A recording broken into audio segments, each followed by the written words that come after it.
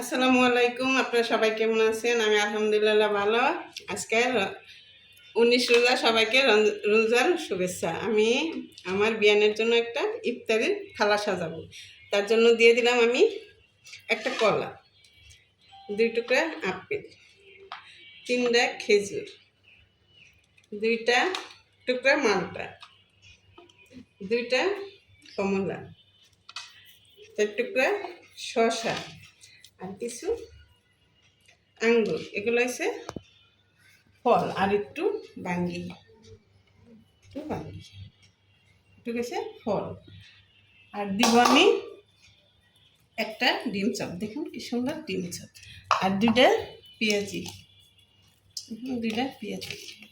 2টা আলুর চপ, 2টা বেগুনি,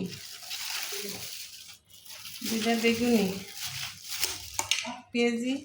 আর দিয়ে দিব 2টা বেগুনি, কিলো 2টা বেগুনি। আর আমি দিয়ে দিব বুট, দেখুন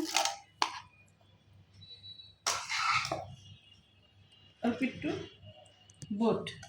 আর দিয়ে দিব সামান্য একটু পাঁপড়। দেখুন আমার ইফতারের থালাটা সাজাতে ভরপুর হয়ে গেছে। কেমন হইলো ইফতারের থালাটা সাজানো হইলো কিনা অবশ্যই কমেন্টে জানাবেন।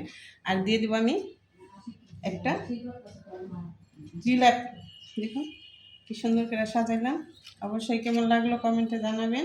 আর সবাই ভালো থাকবেন, রোজা থাকবেন। আসসালামু আলাইকুম।